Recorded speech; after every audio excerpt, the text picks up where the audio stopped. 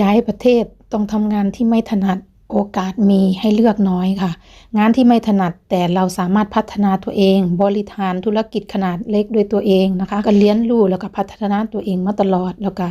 เป็นที่ยอมรับในเมืองเล็กๆก็สร้างอาชีพให้ตัวเองความสำเร็จแล้วก็ความภูมิใจที่บ่ยิ่งใหญ่แต่คือความสุขค่ะเฮาเรียนรู้ความสุขจากสิ่งเล็กๆแล้วก็ไม่จำเป็นต้องแข่งขันกับผู้ใดเฮาแค่แข่งขันกับตัวเองแล้วก็รู้จุดยืนของตัวเองนะคะการที่เฮาย้ายมาอยู่ในเมืองนอกในเมืองที่เฮา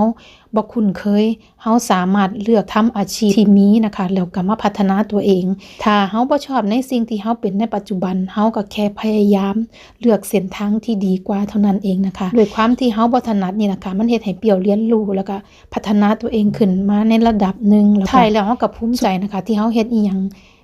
ยากๆนะคะแล้วมันเฮ็ดให้เฮารู้สึกว่าเฮาคือสามารถทำได้นะคะงานนวดนะคะบ่แม่นงานที่เปี่ยวเคยมีประสบการณ์มาก่อนแต่เปี่ยวมาพัฒนาตัวเองเพื่อที่จะหาอาชีพให้ตัวเองแล้วก็เฮ็ดให้เปี่ยวภูมิใจมากที่ว่าเฮาผ่านอุปสรรคต่างๆมาได้นะคะบ่ว่าจะเป็นคู่แข่งนี่บ่แม่นคู่แข่งสายอาชีพเดียวกันเด้อค่ะเป็นร้านที่แบบเขามาแอนตี้เฮานำแหมค่ะเฮาก็พยายาม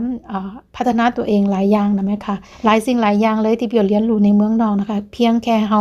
บ่หยุดทำตามความฝันเรื่องเล็กๆน้อยๆทุกคนมันเป็นสิ่งที่ภูมิใจมากสำหรับเปี่ยวเลยนะคะเพราะว่าเปี่ยวมีความรู้สึกว่าเปี่ยวมีความสุขกับสิ่งที่เฮาสามารถหาได้ในทุกวันนะคะถ้าเฮารอแต่หาความสุขในสิ่งใหญ่ๆเฮาก็จะผ่านสิ่งพวกนี้